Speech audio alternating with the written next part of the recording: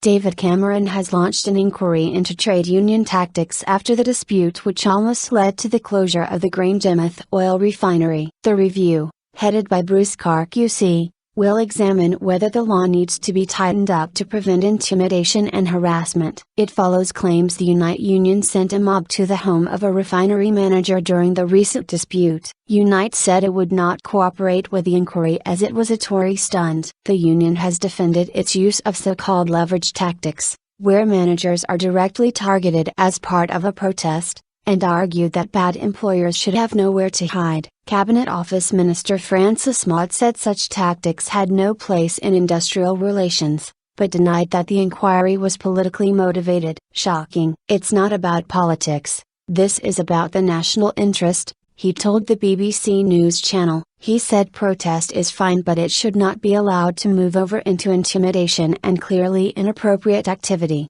with the management being treated as the enemy. This is simply an attempt by David Cameron to distract from the cost of living crisis he has brought on, and people will see through it. Labour Party spokesman. He said the review's first task would be to establish the facts about what happened in the Grangemouth dispute, but it would also look at whether current trade union laws were effective in preventing the kind of really intimidatory activity that was alleged to have taken place around Grangemouth.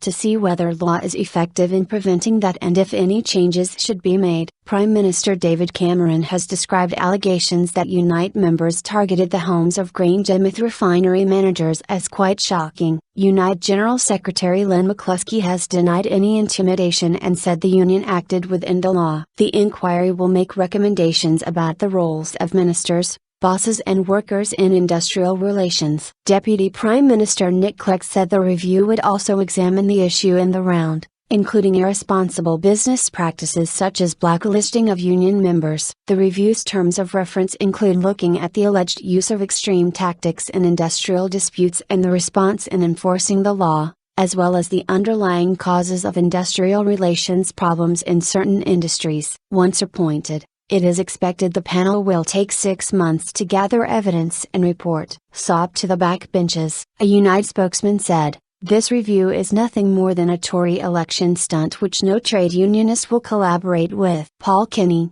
General Secretary of the GMB Union, said the announcement appeared to be another sop to the Tory backbenches. Duke General Secretary Francis O'Grady said, "This has nothing to do with good industrial relations and is simply part of the Conservative Party's general election campaign." Labour said it was against any intimidatory tactics in any situation. These include intimidatory tactics from either unions or management in any dispute. "There are laws in place which can and should be enforced," said a party spokesman. "In any dispute, the most important thing is to get people back to work. Both sides should work together to protect jobs." This is simply an attempt by David Cameron to distract from the cost of living crisis he has brought on, and people will see through it. Industrial relations lawyer Mr. Carr is set to head a panel of 3 people, with employers and unions each represented. It will report to Mr. Maude and Business Secretary Vince Cable. The Grangemouth dispute began over the treatment of Unite union official Stephen Deans after allegations he was involved in attempting to rig the selection of a Labour candidate in Falkirk. It escalated to the threat of strike action, but despite this being dropped, the operator in Yos shut down the plant and issued a survival plan, which was rejected by union members. INEOS then announced the closure of the petrochemical plant at the site with the loss of 800 jobs. After crisis talks, the union accepted the revised terms and conditions, allowing the plant to stay open.